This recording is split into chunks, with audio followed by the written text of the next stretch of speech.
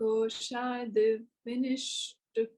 विनिष्कृष्टः कार्यकारणवर्जितः यथा सिद्धर्शयते स्वप्ने तद्वद्वोऽथा स्वयं प्रभः. Just as a sword taken out of its sheath is seen as it is, so the knower, the self, is seen in dream in its real and self-effulgent nature, free from cause and effect. This is, I think we did this one last week. Let's go on.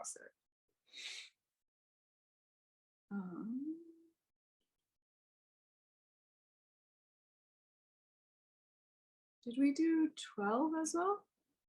I don't know. Okay. Oh, No. I don't think so.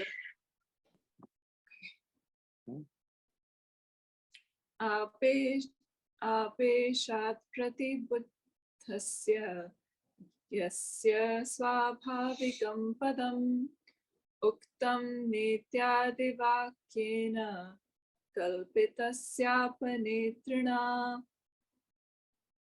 The real nature of the individual self who was pushed and awakened has been described by saying, not this, which negates all superimposition. So he's following on the thought of the last verse, whereas we remove the sword from its sheath. And there's a bit of a play on words here. The word for sheath is kosha. And in other texts, Shankara or other scriptures, we'll talk about the pancha kosha, the 5 sheaths. And I think the best image for this in our modern world is these Russian nesting dolls. So you have one, you take it off the top, and there's a little one inside. You take the top off of that, and there's another little one inside. And you take the top off of that, etc. And you take the Russian dolls, there's just one doll. You take the last one off, nothing there. So neti is what they're talking about. Now we never say just neti, which means not this, not iti. We never say neti. We always say neti. Why? Because there are 2 dimensions of negation that we need to work through. The first has to do with the sense of individuality. The physical body, not this, I am not that. The energy body, pranamaya kosha, not this, I am not that. Manomaya kosha, the mental body, I am not this. Intellectual sheath, vijnanamaya kosha, I am not this. Anandamaya kosha, call it the bliss sheath, pure ignorance, I am not that. Having negated all the 5 koshas, what's left? By what? Is the physical body, the energy, the feelings, the thoughts, even the darkness of ignorance known by me. I am never known as an object, yet I am not unknown. It's one neti. The other is this world. When it comes to all the objects in the world, mithya, illusion, not this. When it comes to the total mind, mithya, not this. when it comes to the total vasana, Ishvara, or any form of God you may worship. Not this. What is ultimate reality? What's really here? My favorite mantra from from Chandogya. Sarvam Kalvidam Brahma. Sarvam Idam, all this, Kalu, verily, is Brahman. That's what's here. That Brahman which I experience as witnessing consciousness, that Brahman which is the ground of being of the whole universe, they are the same. Tat-tvamasi. You are. So the practice is twofold.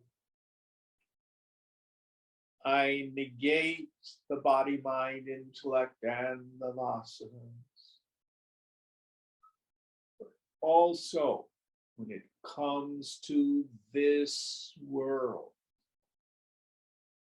seen but not real. Don't worry. It's all going to work out. It comes about like a dream. Vivid, certainly very vivid.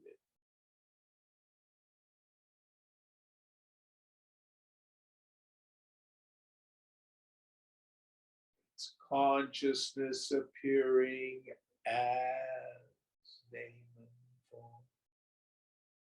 Just like the waves are nothing but the ocean appearing as the waves.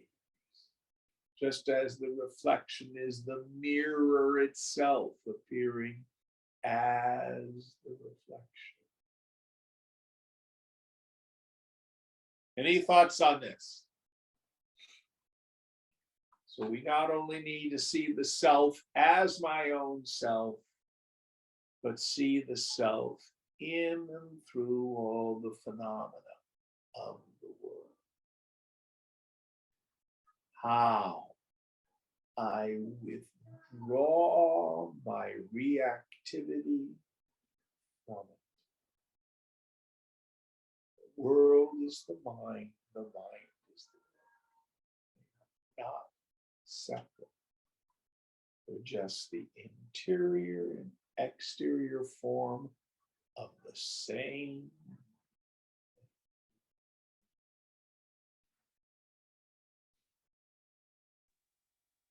I've been doing this kind of through karma, taking every person as just a messenger. And like, what am I supposed to learn from this individual when they're speaking for me? Is that That's basically the same part thing? of it. Not all of it? But that's not all of it. Okay. In the end, karma's not real. No, I understand that, but because it is still part of the world of relativity and duality. Yeah. But it just seems like I'm noticing more and more people speaking directly through me, to me, as a message. Through you. Again, my own mind has drawn my experience of the world. Some person can get on the bus and they always get into fights. Another person gets on the bus and the little old lady sits down and wants to talk about God. Why? Relativity, and karmic paths. Okay. But they all kind of come together, in the Hiranya Garbha is what it seems like. It's the total mind, but my experience of the world is the pressing out of my own mind.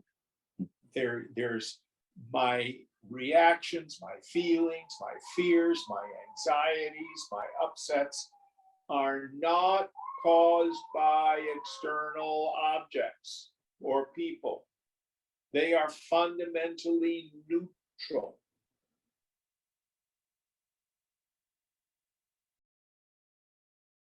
My experience of the entire world is nothing but my mind. My suggestion is go back and review Shankara's exegesis on the Manomaya Kosha in Vivekachudamani.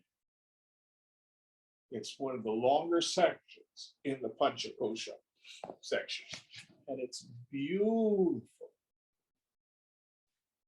The verses 64 through 66. I listen to that all the time. You told us to listen to. I couldn't recorded tell it. you what the numbers are here. Oh, my apologies. Okay.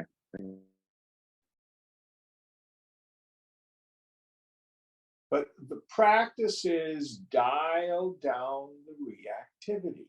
Whatever technique we need to do to dial down our reactivity. It is my reactivity that makes the world seem so problematic.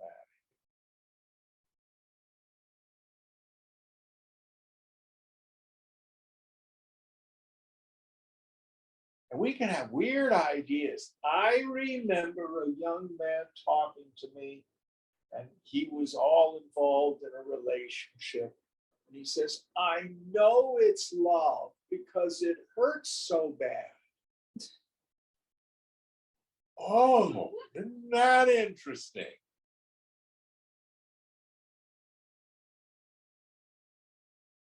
What hurts so bad? My longing.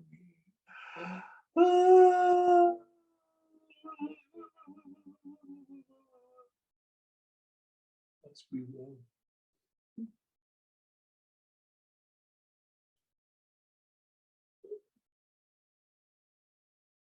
Love never hurts. Love is the direct experience of the removal of the otherness in our vision.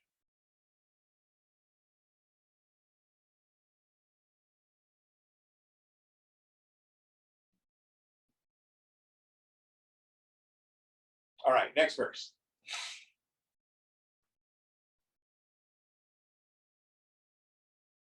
Maharaja dayo loka mai yadvat prakalpitaha swapne tadvat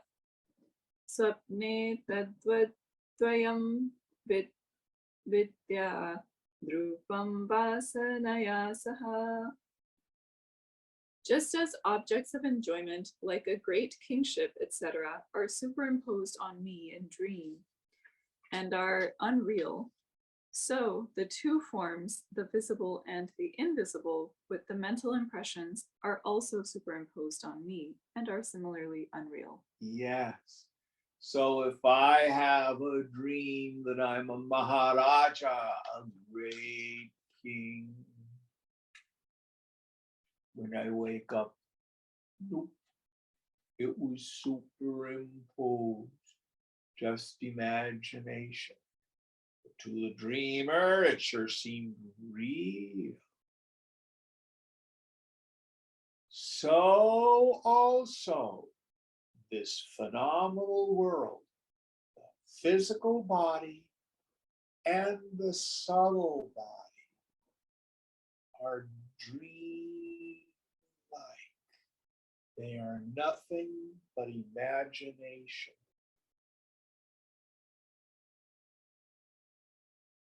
That's all they are.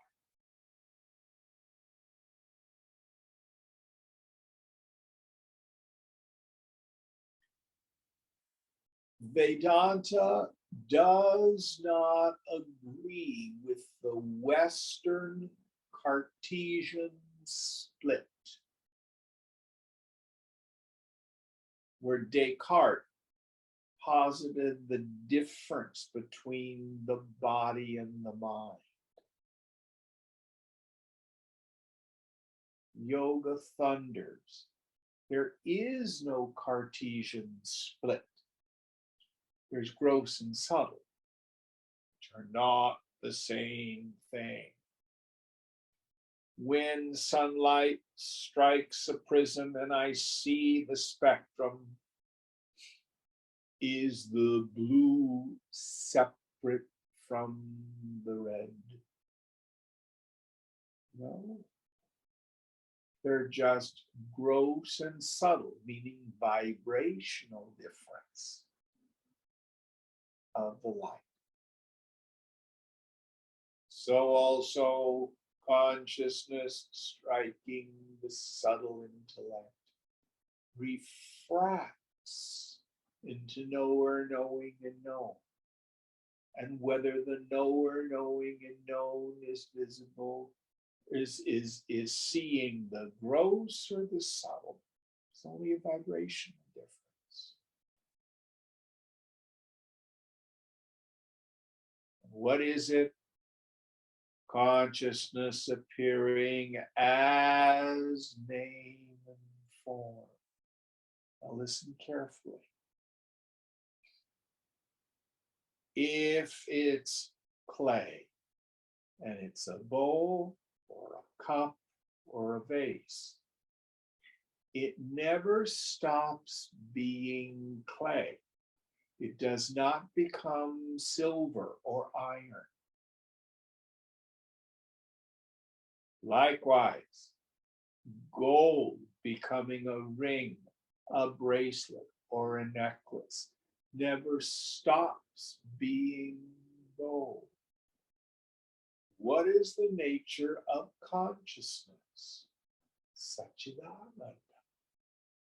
Existence, consciousness, and bliss absolute. The world of name and form never leaves its dharma.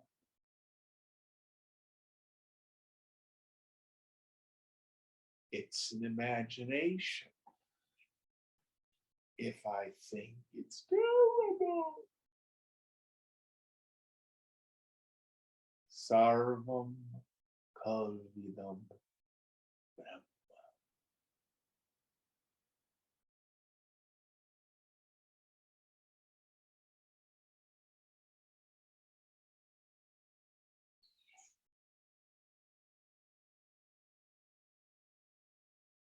A child is playing with Play-Doh, makes a person. I'm going to make a bowl. I'm going to make a little horsey. Does the horse die? Does the person die? Does the bowl die? The form is gone. The Play-Doh is just the Play-Doh.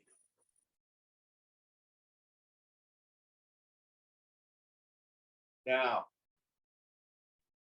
you experience yourself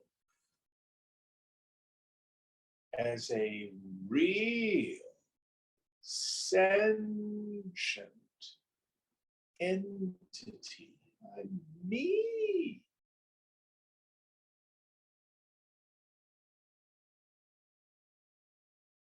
That never changes. Only the Play-Doh changes form, body, feeling, thought. You never stop being you. And listen carefully, never leave your swadharma, your swabhava. Satchidananda Rupa. That's my form. That's my nature.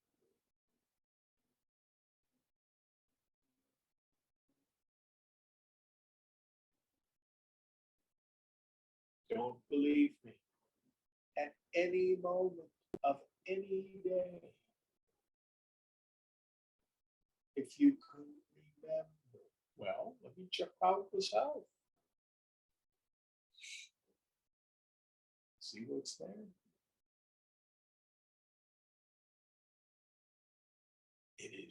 Shunya, void, empty, no form, near Balam without a taint.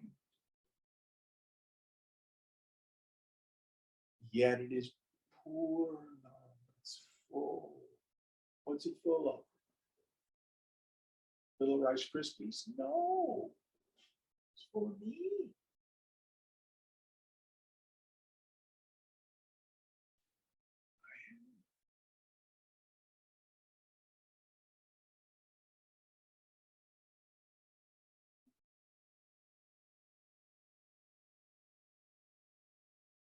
Next verse.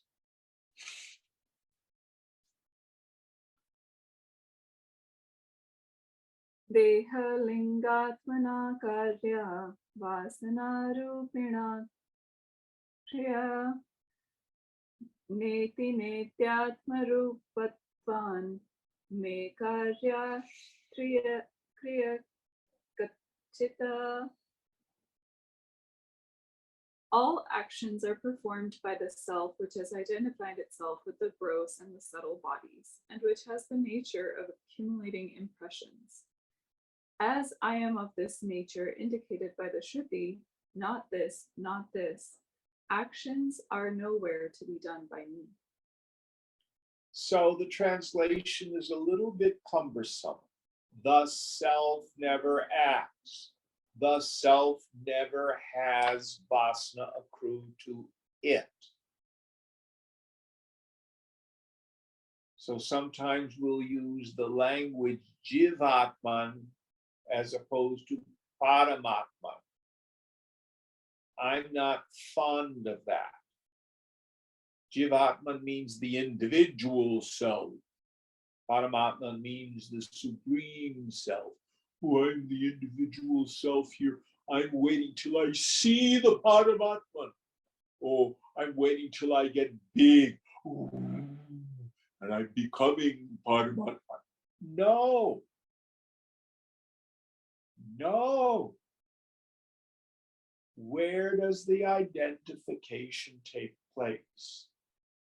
In the subtle intellect. In the subtle intellect, there is this function called karta, the sense of agency, the sense of doership.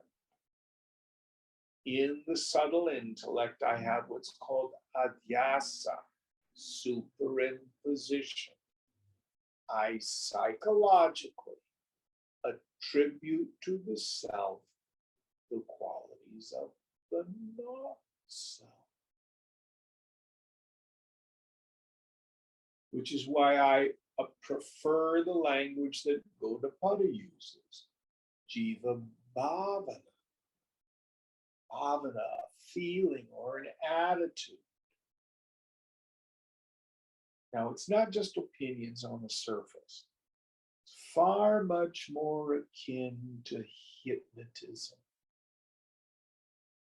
When someone is hypnotized into thinking they're a chicken, or there's a monster chasing. It seems real, but it's just something my mind has created.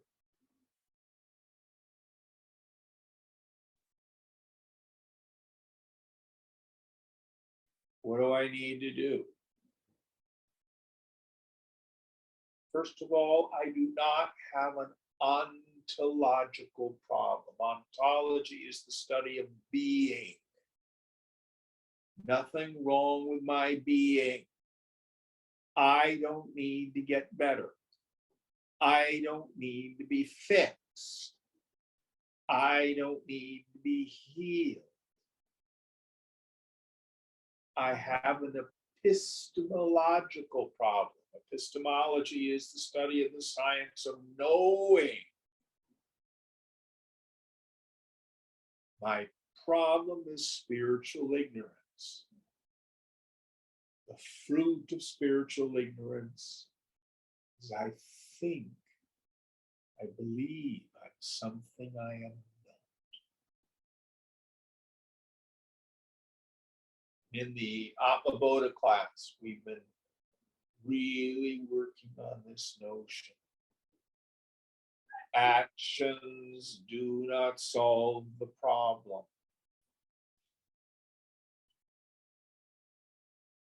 Why? Because action is not opposed to or contradictory of ignorance. I don't know the answer to this problem. I'll do jumping jacks. No.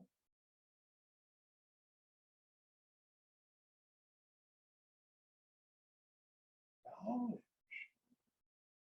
Don't mean information only.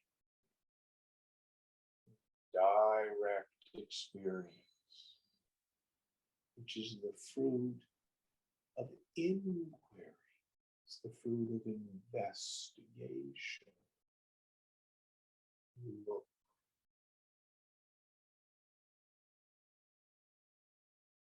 The mind very quiet.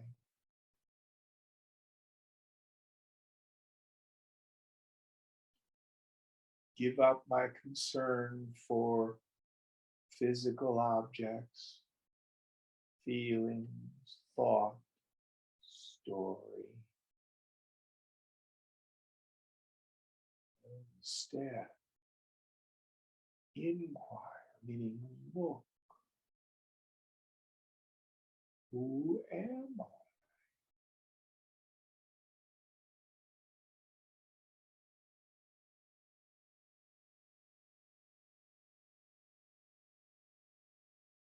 Chidananda Rupa.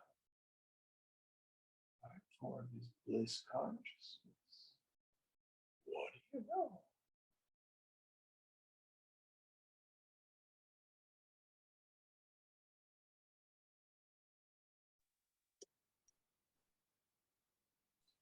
Any thoughts on this? Isn't some of that taught to us through karma though? And isn't karma action? I mean, I'm getting a lot of reflections back on the world around me.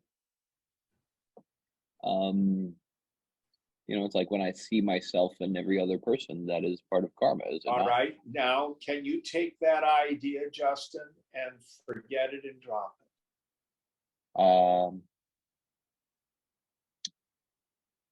Yes, when I can drop my mind completely, which I've done a couple times, but I'm not that great at. Right here now, can you take that insight, that idea, Mm-hmm.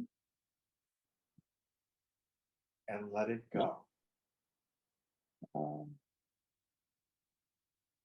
Or are you attached to that? Well, that one's real. Well, I mean, it's just as real as the rest of the Hiranyagarbha for, you know, the illusion as the Maya, you know, but And it's meant to tell me the things. Maya is the Hiranyagarbha real. What have we been No, talking about? okay, I understand, but I still think it's What meant to do teach I me. do about it? I let it go. Okay, I see what you're saying. Yeah. Let it go.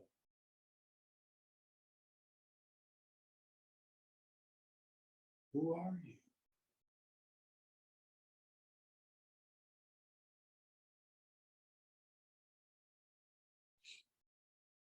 What you're saying is something like this. Okay, my coffee mug is dirty. Okay, well, what I need to do is wipe the coffee table. Wait a minute. What does wiping the coffee table have anything to do with the coffee mug? Don't bother me. Coffee table is real. I need to clean the coffee table. But that's not what the problem is.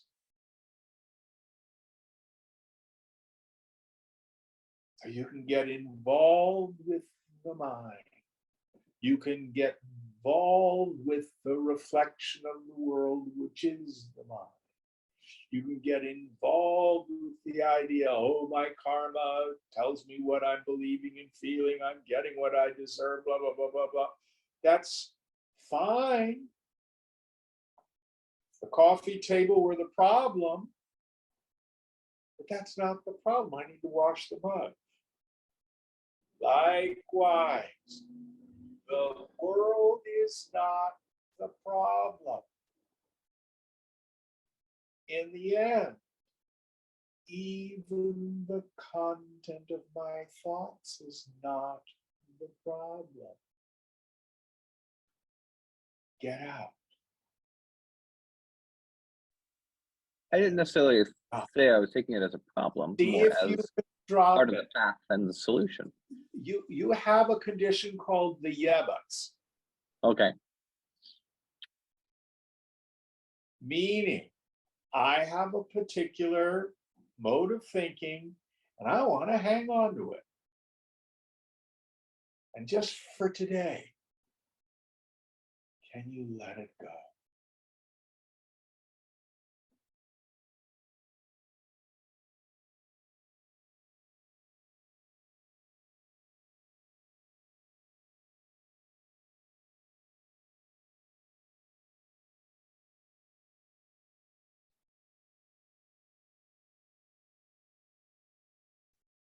That doesn't mean at the relative plane our ideas are not valid. And Gita Krishna says, you grieve for whom you should not grieve, though you speak words of wisdom. Yes, you have a relative understanding of a relative world. But the wise grieve neither for the living nor the dead. The wise person drops it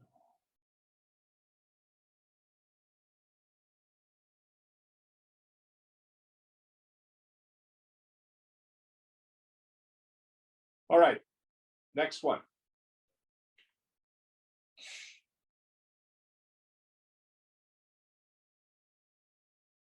Na tato mritata shasti karmano jnana hetutaha mokshasya jnana hetutvan tad tad tadanya dapekshate. As actions have ignorance for their cause, there is no hope from them of immortality. As liberation is caused by right knowledge alone, it does not depend on anything else. So he read my mind.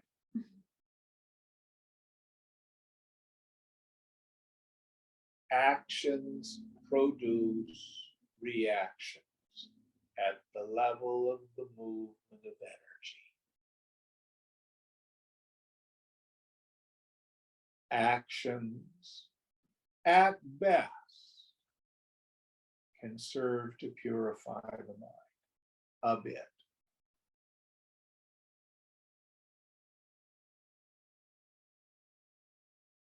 How do I make the mind vishuddha, extremely or ultimately pure? The mind itself has to see its own fundamental unreality. It is the mind that quits believing the mind.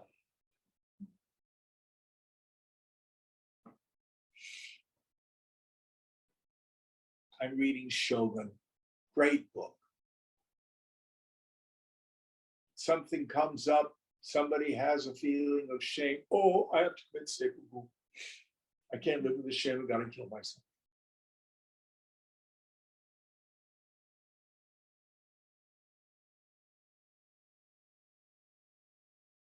What is it the mind needs to do? Commit seppuku.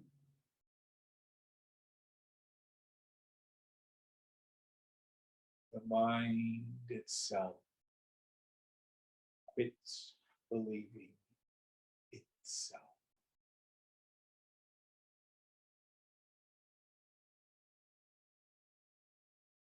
What is it my sister-in-law said? She's a Buddhist. Lose your mind and come to your senses. Isn't that wonderful? Stop all the silliness. Be present.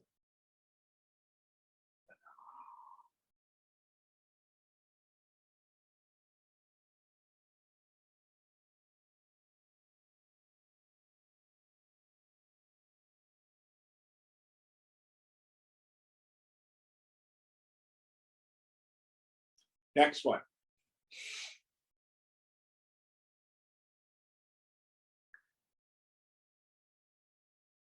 Amritam chabhyayam nartam netityatma priyo mama viparitam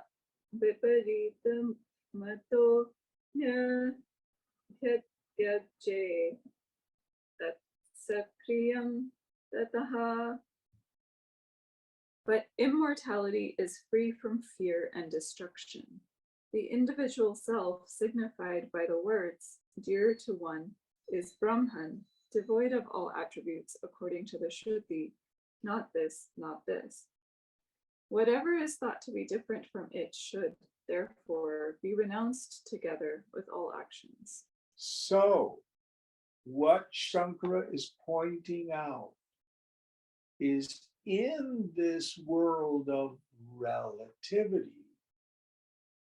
everything I do is for the sake of the self. All the things I treasure and cherish are in fact me. I don't want people to yell at me. I want people to do what I think is right. I want people to behave. I want the world to be different. Why? For the sake of me. I'll feel better. I'll be at peace. It'll all be right.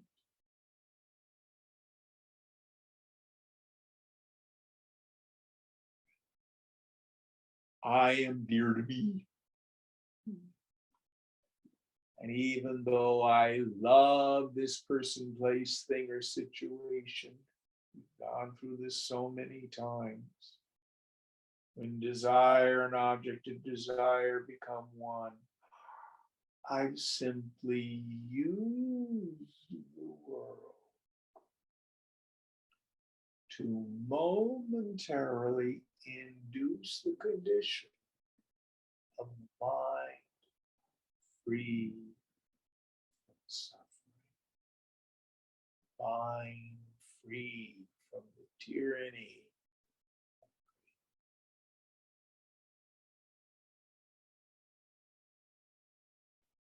It isn't the person that's dear to me, it's the self that's dear to me. It isn't the object that's dear to me, it's the self that's dear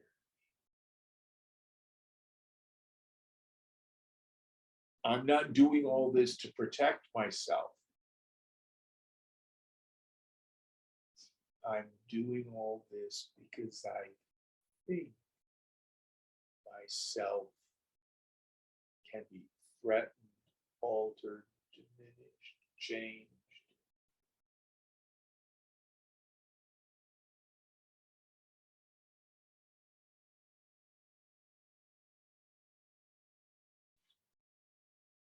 What are you doing, Jim? I'm moving stones around on the ground. Why? I'm feeling insecure. If the stones are moved around, I'll be okay. That's crazy, Jim. Shut up! I'm fixing me.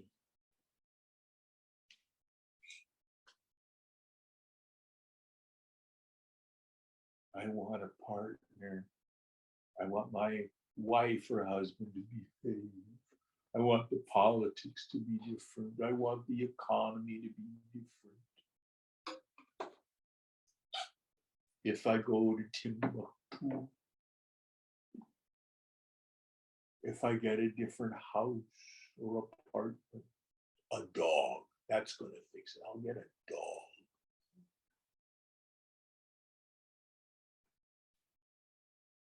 Don't bother me. I'm making myself secure. I'm moving stones around on the ground. Oh, yeah.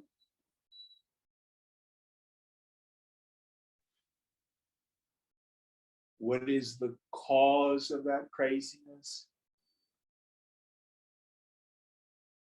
That moha.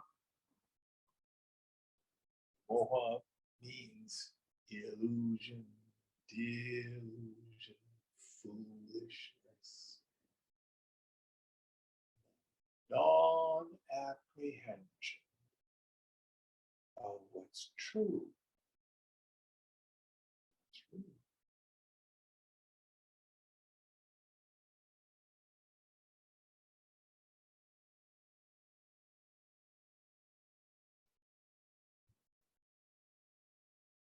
Next one. That's the end of chapter 11. Chapter 12. Prakasha Prakaranam. Light. Prakaranam is the teaching, the inquiry, the structure. Prakash, light. Prakashastham yatha deham salokam himanyate drashtra bhasam tatha chittam drishtahamiti manyate. Just as a man erroneously looks upon his body placed in the sun as having the property of light in it, so he looks upon the intellect pervaded by the reflection of pure consciousness as the self. So I walk outside and I can see my body. Ooh, it must be luminous. It's glowing. That's why I can see it.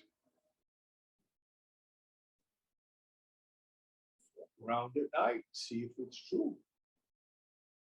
Is your body self-luminous? Is it glowing? No.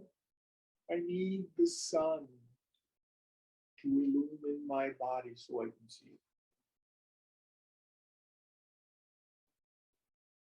So also, we think, the intellect, my mind, has consciousness.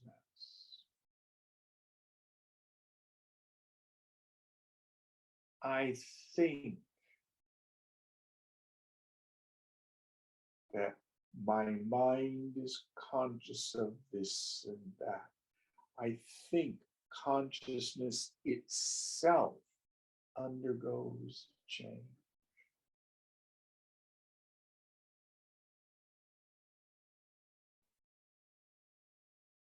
Truth is, you do not have awareness. You do not have states of consciousness. You are awareness.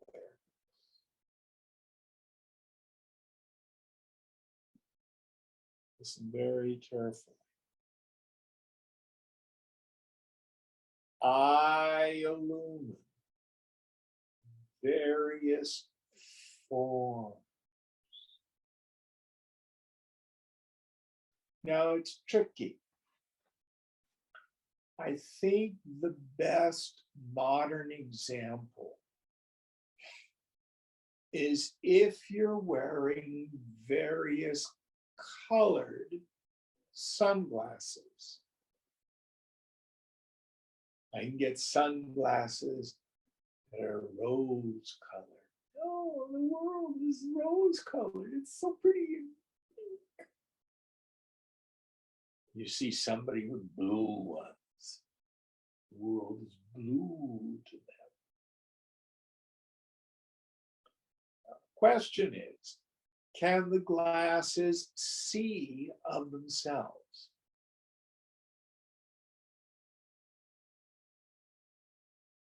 I'm looking at the television. My glasses are over there facing the television. I'm seeing the television. No. Glasses are inert. I have no sentience. I see through the glasses. But whether they're blue or rose colored or clear, magnifying, telescoping. All that does is modify what is seen. But the seer is not the glasses. Now, the glasses have a very interesting property. You can see through the glasses to the world, no matter how the glasses color the world. I can't see anything with the phone in front of my face. The phone does not have the quality of allowing my eyes to see through them. A rock, a stone, a piece of wood doesn't have that same quality. The human intellect does. We can peep through. And it seems like my mind or my intellect, doesn't matter how you want to frame it, is conscious.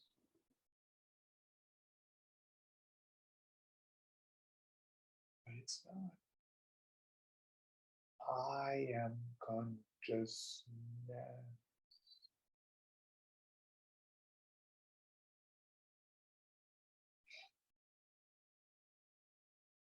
What do I do in my mind? Just like I would attribute the quality of the glasses to my eyeballs, so I attribute the qualities of my mind and intellect to myself.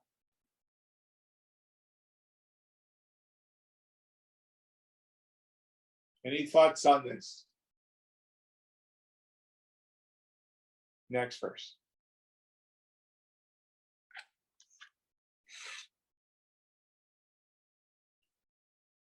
Yadeva drishyate loke tena bhinnatvamatmanaha prapadyate tato murha tenatmanam na vindati.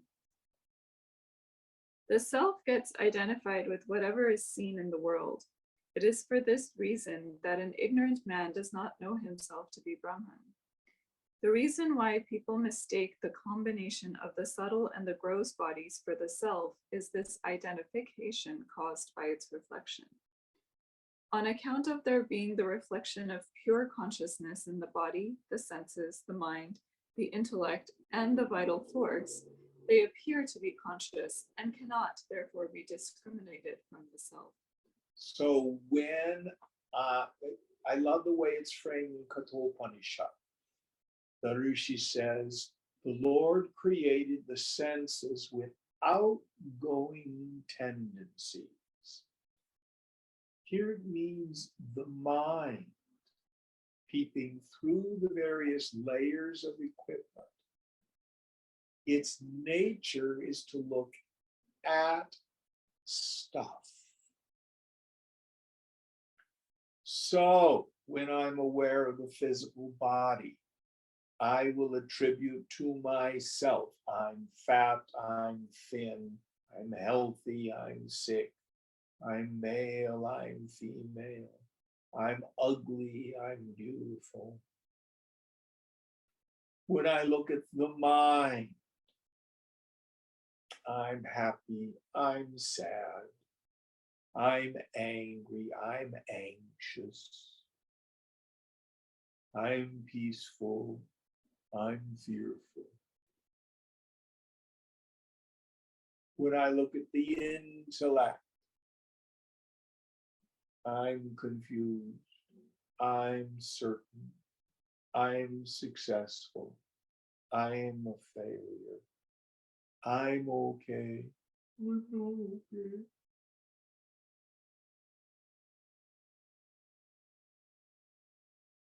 In the subtle intellect, I superimpose on the self various qualities of the non-self.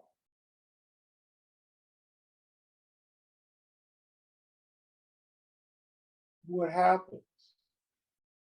Ooh, I'm half a pound overweight. I need to diet for the next 10 years. I am so sad. The solution is beat everybody up. Oh, I'm a piece of shit. The solution is don't ever talk to another human being. Yeah, it's crazy ideas. All of them seem real as long as I do not see who I am. One of my favorite expressions for this phony self is chaya. Chaya means a shadow. It only appears to be there if I don't investigate it. Just like a shadow can only appear when light is occluded or obscured. For light, if I remove the obfuscation, there's no shadow.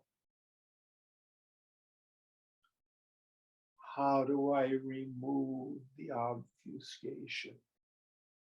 Self. Introvert the attentive faculty and notice the knower. See if you can find a person.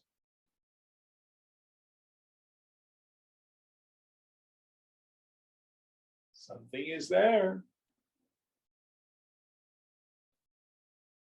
Never see it as an object. Yet I am. Definitely me. What is my nature?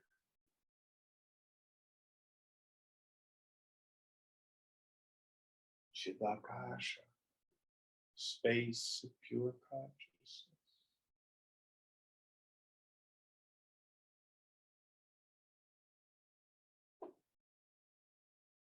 Don't believe me.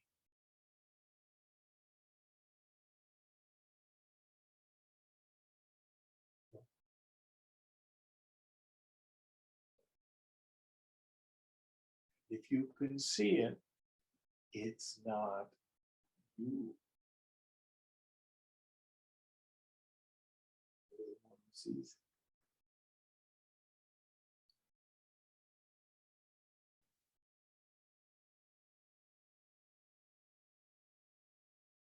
it. Any thoughts on this?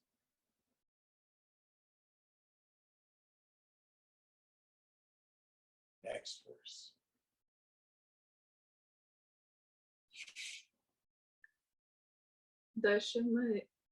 दशमस्य नवात्मत्वा प्रतिपत्तिवदात्मनः दृश्येषु तद्वदेवायं मूढो लोको न चान्यथा. An ignorant man gets identified with objects of knowledge and does not know the self which is different from them, like the 10th boy who got identified, as it were, with the other 9. And there's a footnote for the story. After swimming across a river, one of 10 boys counted their number and found that they were only 9. The reason for this was that the boy did not count himself. He got, as it were, identified with the other 9 and could not find he was the 10th. But he came to know that he was the 10th when he was told so. Yeah.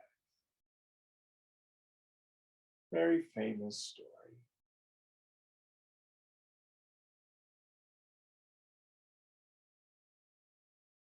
I see the body, I see the energy, I see the feelings, I see the thoughts, I know the vasanas. But I do not know myself.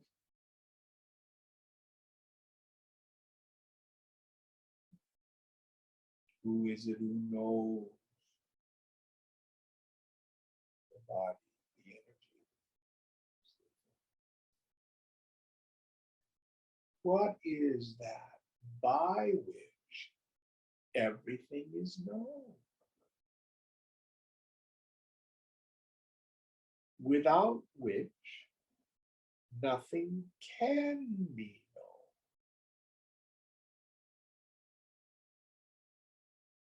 Beyond which there is nothing to know. What is the end of knowledge? This is the deep meaning of Vedanta. Vedanta. End of the Vedas. End.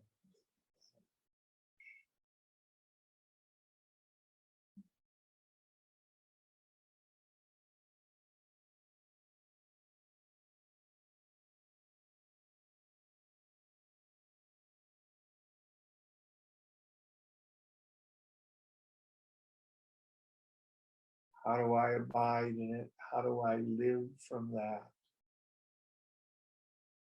Drop my identification with the equipment. Drop my belief in the fundamental reality of phenomena.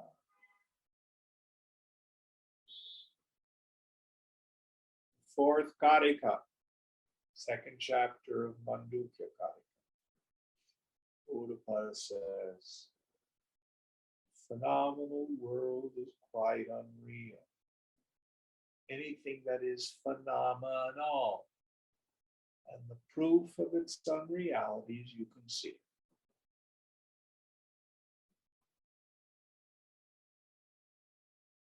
Only the unknown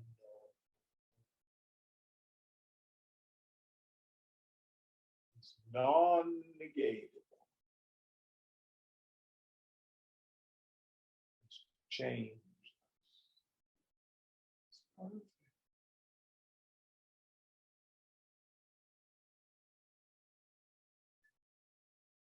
It doesn't exist in the beginning and appears to exist in the middle and doesn't exist in the end. Upada says, it doesn't really exist. That's not what real existence is. Real existence is something that is and always is. It's never subject to negation. That which never changes its nature. It's always the same.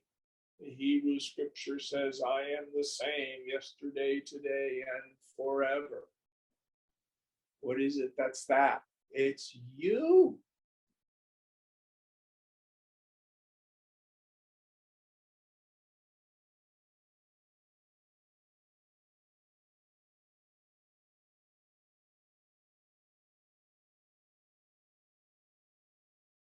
You and I was telling people before class, I went to lunch with my friend Susan last week. She says, I was wearing my favorite red polo shirt. She says, Jim, that shirt's too big. It's got holes in it and the collar is frayed. You need to toss it. But if I were a fool, I'd say, I can't toss this. I am a red shirt. No, I'm getting close to dying. I got holes in me. No. Trash. Just a shirt.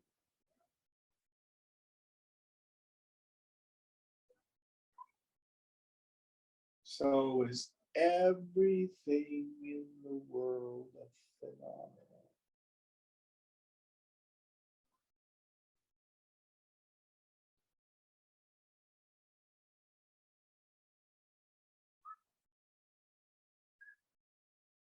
One more.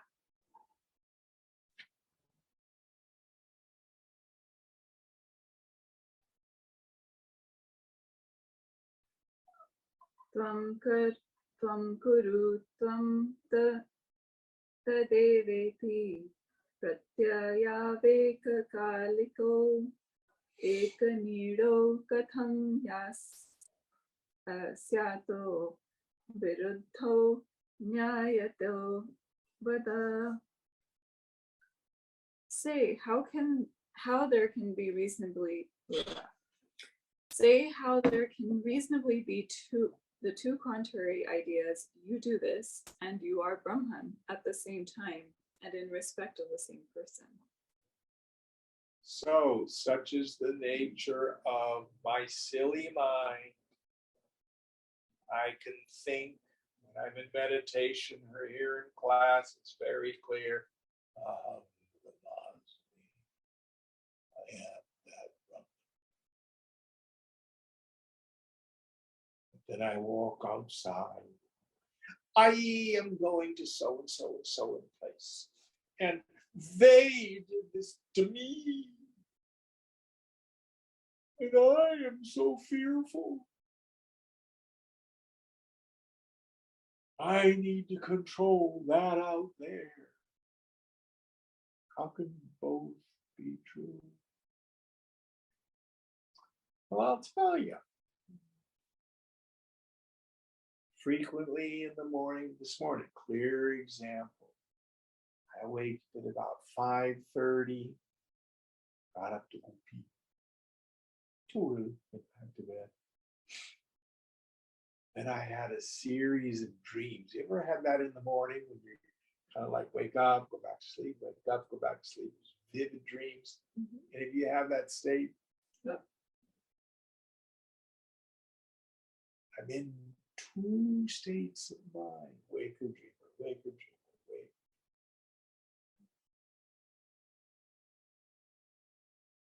Which one is real? Relative world, waker, real, dreamer's not real. Shankara is saying actually both are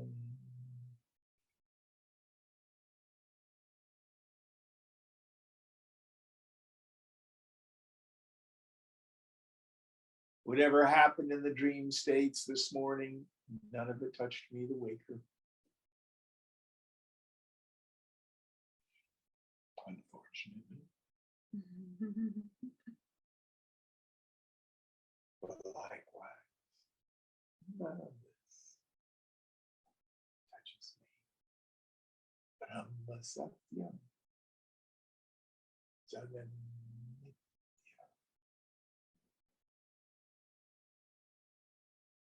And the alone is real, is true, is sthita, here, established.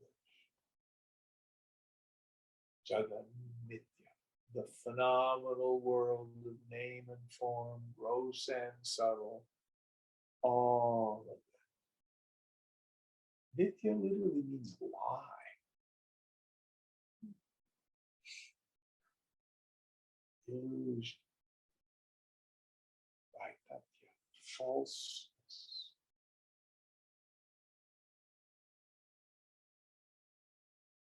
When I wake up from these various dreams, as pleasant or crazy as they might be,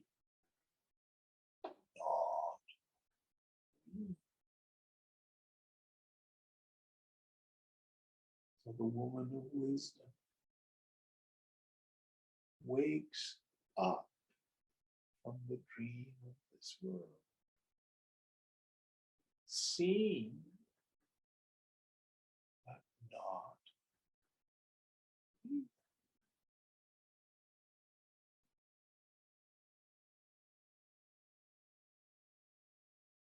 Okay, we'll end here. What verse are we on for next week? Verse 5, chapter 12, verse 5. Om Purnamada Purnamidam Purnat Purnamudachyate Purnasya Purnamadaya Purnameva Vashishyate. Om Shanti Shanti Shanti. Hari Om Shri Guru Namaha. Hari Om.